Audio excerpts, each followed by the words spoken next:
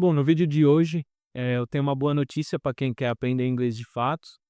E ao mesmo tempo que ela é uma notícia boa, significa que você vai aprender inglês com o que eu vou falar aqui. Ela também pode ser ruim no seu ponto de vista, se você pensa muito a curto prazo, se você precisa de algo muito imediatista. Nesse sentido, não é uma notícia muito boa, porque a ideia que eu vou passar aqui significa que você vai aprender inglês no longo prazo. O inglês ele vai vir como uma consequência de uma série de atitudes que você vai tomar na sua vida daqui para frente. Stephen Krashen, ele foi um pesquisador muito importante no que se fala de aprendizado do segundo idioma. Ele não chama nem de aprendizado, ele chama de aquisição. Aprendizado para ele é você sentar e estudar gramática, enquanto a aquisição é você ler um livro e absorver as informações, absorver a mensagem que o livro quis te passar.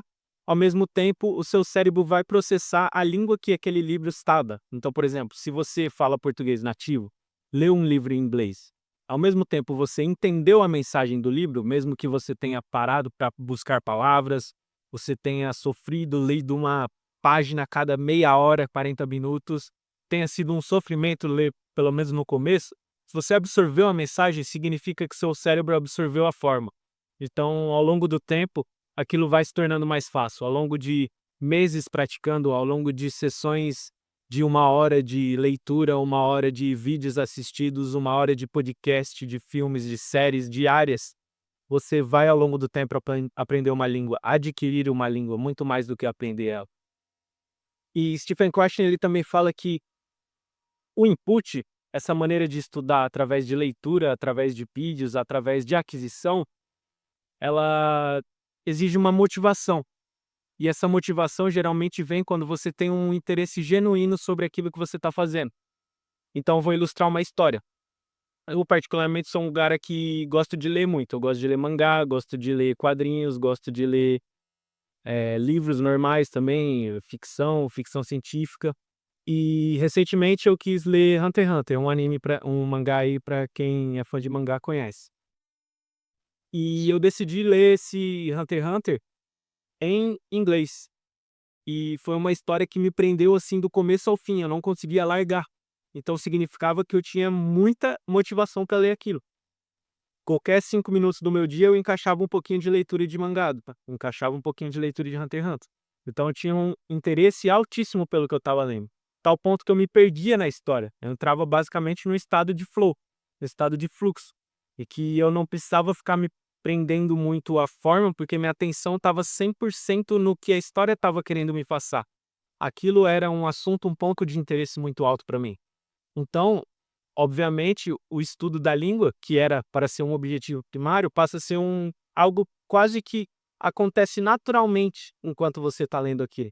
Enquanto você está nessa atividade que você entra nesse estado de flow. Então, esse é o mecanismo pelo qual o seu cérebro vai aprender. Ele vai adquirindo a língua conforme você vai participando de atividades interessantes naquela língua, em que você realmente não precisa focar no inglês como primeira causa, mas sim como uma consequência daquilo que você já gosta. Um exemplo muito legal é pessoas que gostam de futebol. O cara ele acompanha o Brasileirão, ele acompanha o futebol europeu, ele acompanha o Manchester City, o Barcelona, a Champions League inteira. E só que ele faz tudo isso através de comentaristas e de radialistas e de canais de televisão brasileiro. Sendo que ele poderia mudar um pouco o foco dele, tentar acompanhar esse entretenimento que é de alto interesse para ele, é uma coisa que ele faz naturalmente. Ele poderia buscar por vídeos no YouTube comentando os times que ele gosta em inglês.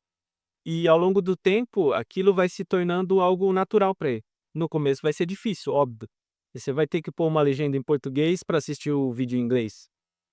Mas ao longo do tempo você vai tentar colocar a legenda em inglês, reassistir um vídeo que você gosta e tentar tirar um pouco a legenda e naturalmente aquela atividade que é de alto interesse para você, que você faz com uma naturalidade muito grande, vai se tornar a fonte da qual você aprendeu uma língua. Então, por isso que a notícia é boa.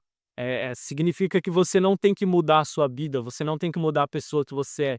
Você só precisa mudar um pouco a estratégia que você está fazendo para que o inglês aconteça naturalmente na sua vida.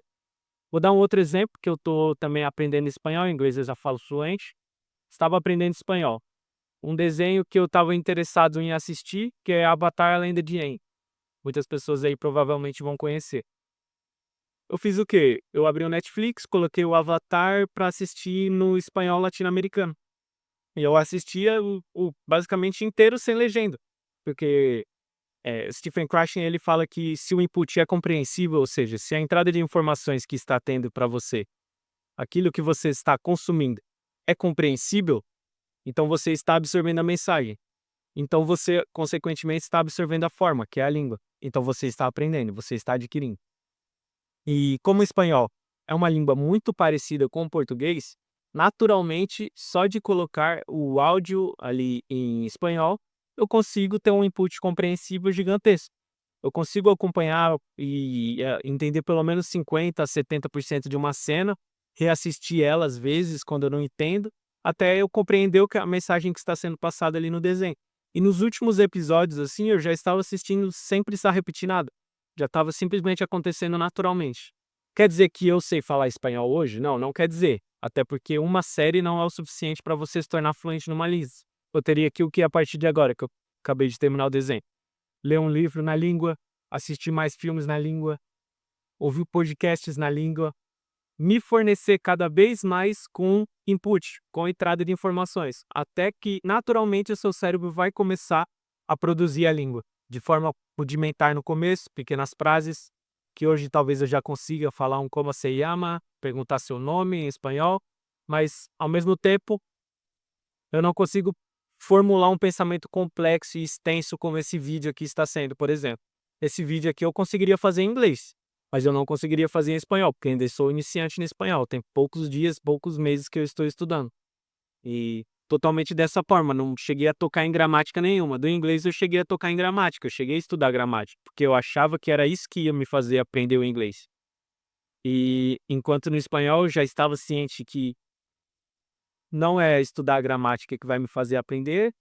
Estudar a gramática vai fazer eu só ficar muito consciente e pensar demais em regras e gastar uma energia mental muito grande, enquanto absorver uma série que eu gosto naquela língua vai ter o mesmo resultado ou, às vezes, superior ao estudo intensivo de gramática e eu não vou demandar essa energia, esse esforço e a disciplina vai acontecer naturalmente, porque eu tenho uma motivação natural propensa a adquirir, a assistir aquele tipo de conteúdo. Então acho que é isso, essa informação que eu queria passar.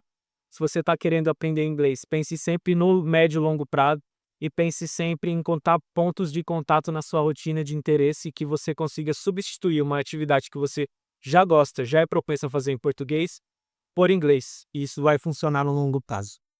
Um abraço.